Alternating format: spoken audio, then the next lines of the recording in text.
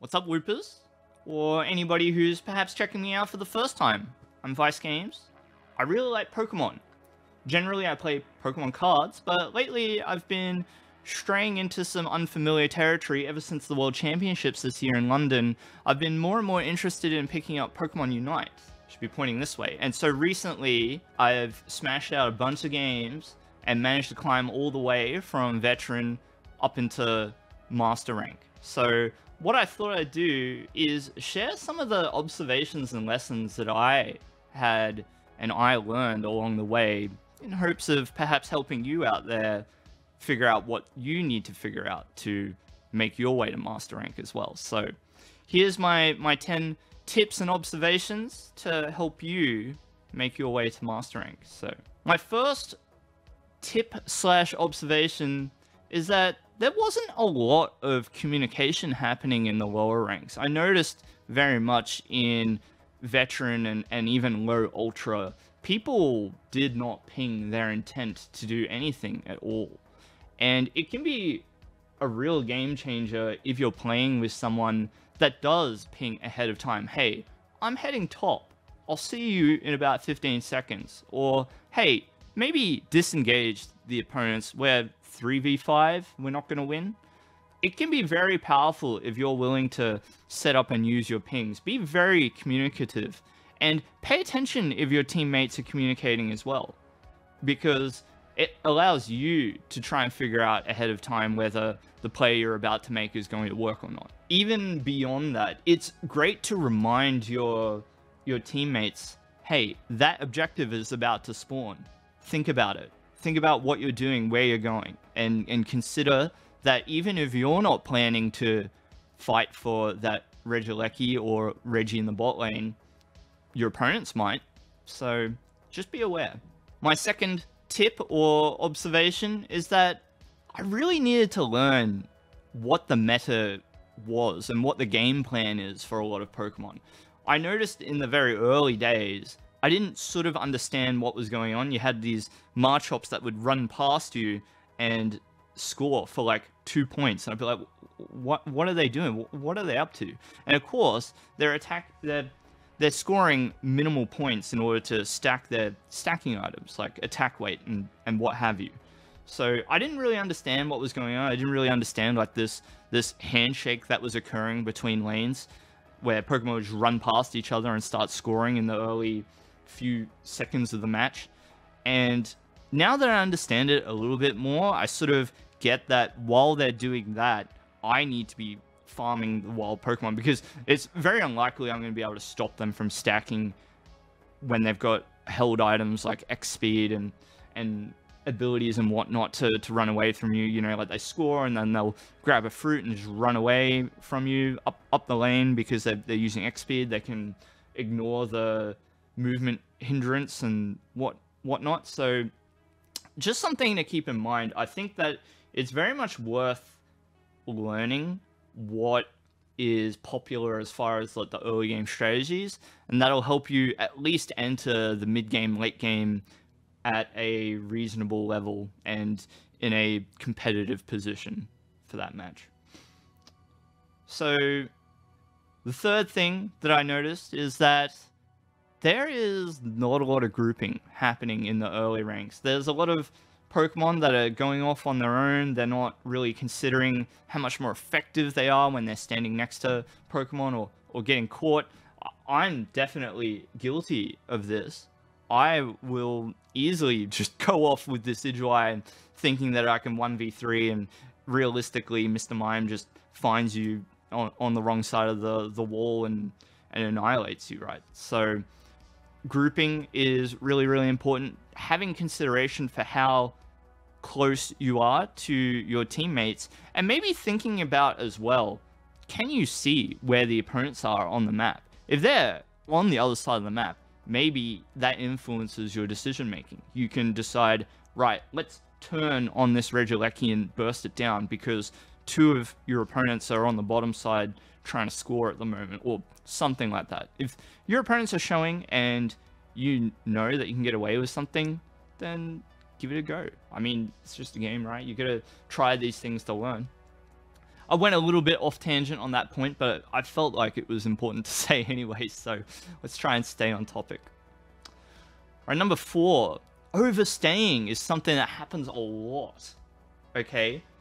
People will get the Regieleki, get that first objective taken down, they'll push with it, they'll take down you know, the first layer of the goals on like top lane, for example, and decide, yeah, let's push again. And then, you know, in like 10 seconds time, all the Pokemon that you beat in the team fight come back at full health, and you're sitting at like 3/4 or half or something, and then they come in and wipe you out. And of course they're going to come top lane as well, because that's where Regieleki is. So sometimes you need to take the fight, you take the win on that fight, and you just need to pause and you need to think about it.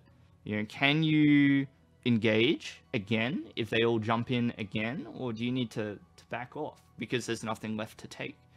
If you've got no real reason to fight at that stage, then it's not only a bad idea, but you're often probably going to lose too, because there's nothing to win. Like, if your teammates understand as much as they should about whether or not to stay, if they leave, then you're the one that's going to get caught out.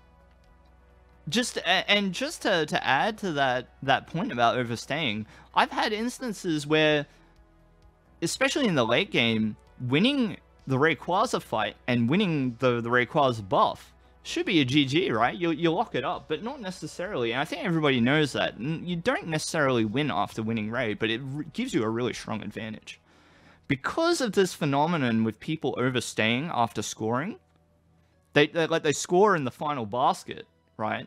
And then they stay because they want to fight the opposing Pokemon in their base for some reason, and the team gets wiped, and then they leave their base and score because you're down. You're on a timer to come back in. So, and I've lost that way because our whole team's just stayed for no reason, lost, and then weren't around to defend in the final seconds. Hey all, sorry to interrupt. I just wanted to say thank you for sticking around to hear what I have to say. Maybe post a comment that you're here for tip number 5 or tip 5 squad or something silly. Secondly, I totally missed this tip in my recording, so here's Vice from the future adding in another one for you. So for tip number 5, I had a point written down about not interacting with your lane opponents early. So this is something that I mentioned a little bit early on in tip number 2, but this is about this scenario that often plays out in the early game once you arrive in lane, and Pokemon on each side will often want to take the points that they've got early and dunk them real quick before even attacking the wild Pokemon in the shared part of the lane. Mainly this is due to having items equipped that power up over time as you score more and more points. These are the stacking items like attack weight or Aeos cookie, which increase their benefit each time you score, usually up to about 6 times. Or it might simply be a matter of wanting to earn more EXP early on. So just be aware that this is a pretty common strategy, and you might want to, take that handshake, go and score your points while your opponents do the same. The point I want to make with this tip is that you're not required to defend your goal early just because you see your opponents running in the very early stages of the laning phase. And it might be a good idea to ignore them, because often if they have 6 or less points, you're not going to be able to stop them from scoring anyhow. So you might as well take that handshake, take your points, go score, maybe stack an item if you've got a stacking item, or at the very least get the EXP that you can get fairly safely there. Number 6 for me is that it is possible to not just rush down Ray, right?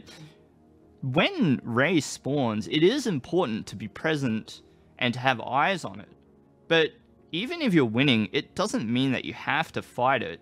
You can just defend it and hover your goals as well. You want to force your opponent to take a bad position because they're forced to fight for it. And the map's sort of designed in a way that if they're in there and they're trying to take down Rayquaza, they're in a rough spot because you collapse on them, and they're between the high damage from Rayquaza that they're taking and you should be winning at that point as well. So what I'm trying to say is you shouldn't feel pressured or threatened to take Rayquaza, but instead, and perhaps this leads into another point later, but you want to take that Rayquaza fight when you've got the advantage. So don't feel like you have to fight Ray, but be there, be present, don't let your opponents take it for free. Hover your goals and win that way. Now, an observation about myself is what I'm going to talk about for number 7, and it's that I keep attacking the wrong Pokemon in lane early. I've since watched a video about the settings that you can and should set in Pokemon Unite, and I've changed my settings now that my auto attacks hit whatever has the lowest % health. But before, I forget what it was set to, but I kept attacking the wrong Pokemon in lane, and it became really annoying when you're trying to secure the wild Pokemon takedowns and preventing your opponent from taking them, just because my Rowlet would turn around and attack something else in lane instead of what I was trying to focus. So keep that in mind. Go through your settings. Maybe that's a better point for this. Not only checking your settings for what you auto attack by default, but also just all of your settings in general. The main one that I changed is the scroll speed for the camera, because being able to see around you is really important and kind of tricky in a game where you're not using a keyboard and mouse. So number 8 for me is feeding hurts.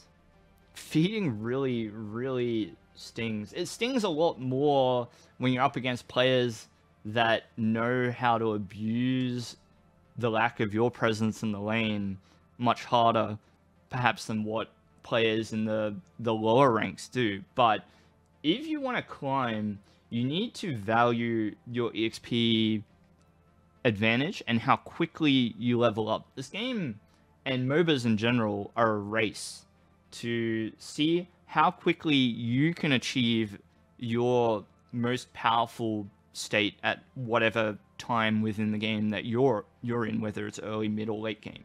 Okay, so you cannot afford to be taken down, especially if it's for no reason. So getting caught, being taken out for no gain on your team side hurts a lot. Something I learned from watching the World Championships and some of the restreams and stuff is that the one big advantage that you can have in this game, because you don't earn gold or any type of currency, you don't build items or anything like that like you would in League of Legends, it's really important to get EXP, because that is the one thing that you can hold over your opponents as far as strength of your character goes. So be really sure that you're not feeding, because missing EXP really sucks. Number 9, you need to win the fight more than getting Rayquaza, I think. And what I mean by that is that the fight for Rayquaza is often not happening at Rayquaza itself, although, you know, it can get a bit scrambly towards the end. Ideally, you would have all 5 of your opponent's Pokemon down, and then you just fight Rayquaza uncontested. But more often than not, you're going to take out maybe 2 or 3, and then try and take Rayquaza that way. The point I'm trying to make with this one is that it's more important to win the team fight that happens just before or around about when Rayquaza spawns. So sometimes teams will have this awareness of, okay, Rayquaza is about to spawn. It's going to spawn in like 30 seconds, 20 seconds. We need to be there for the fight. And sometimes the fight's going to break out before Rayquaza even spawns. So you must be there on time to help your team. There's nothing worse than showing up late and just getting blasted because the rest of your team has already gone down and you're not able to contribute to the fight at all. You know, unless you think you're gonna clean up playing something like Absol or Gengar, it can be difficult. Okay, so really make sure that you're there for Ray to win the fight that happens either before it or around it. when it does spawn.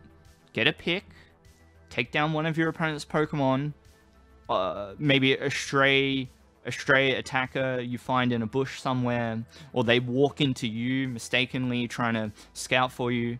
If you take them down, make it a 4v5, they'll feel like they're forced to try and prevent you from taking Rayquaza. So they'll be antsy.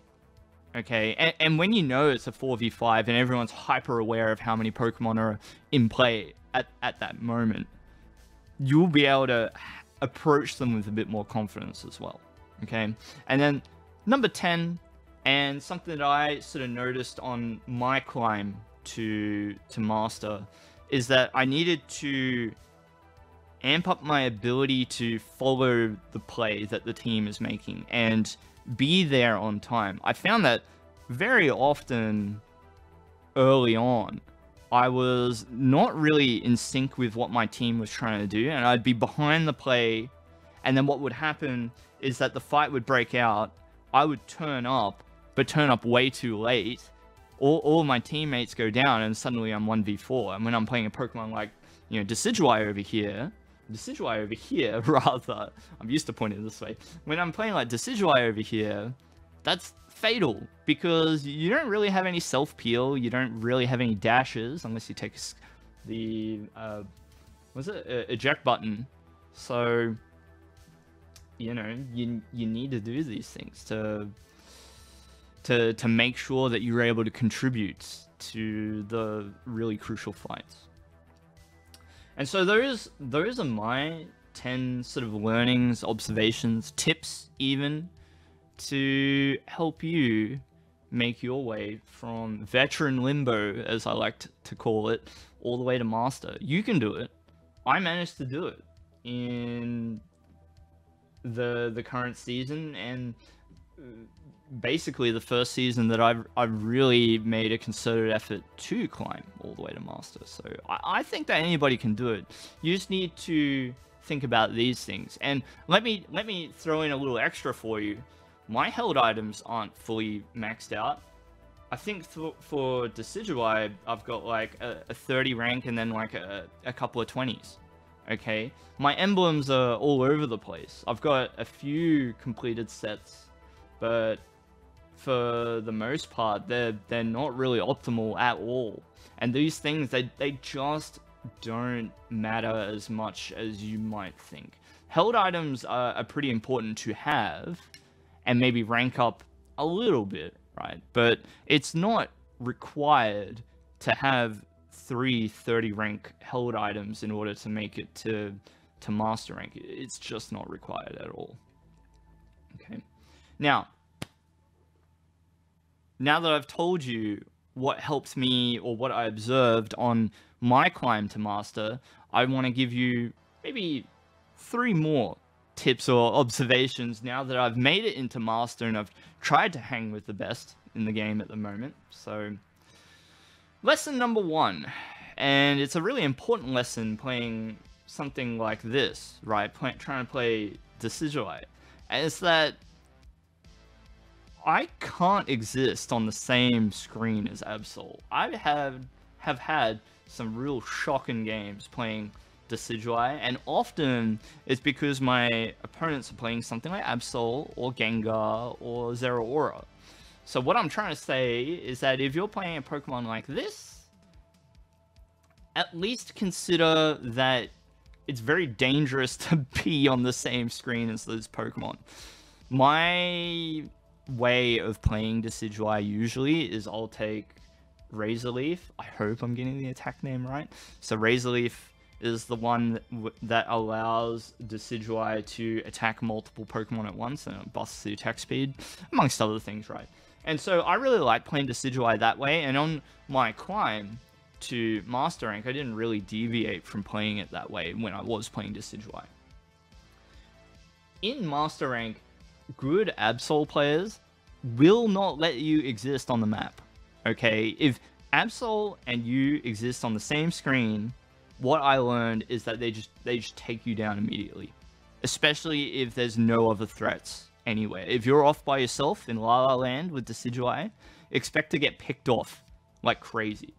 Like even more than you might be used to in your veteran or ultra games. Okay, so just think about how much more exacerbated these issues with positioning can be against really good players. And speaking of which, that would be my next tip. Think about positioning. Positioning is really difficult because vision is really weird in Pokemon Unite, I've found.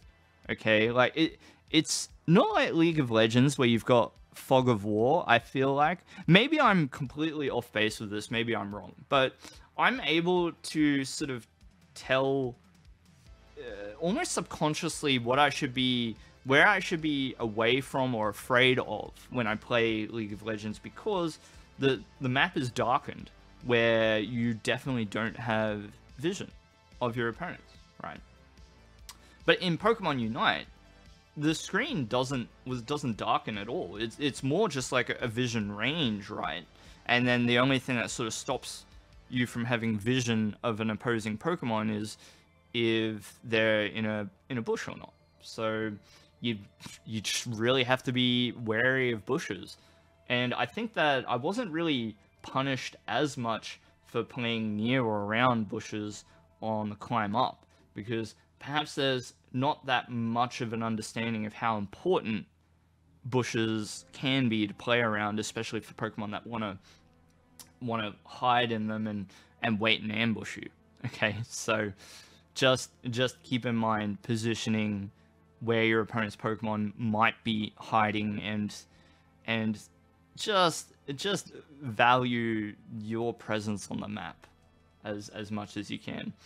And then one last bonus tip for you is that sometimes I've found that the best play is not the most optimal play.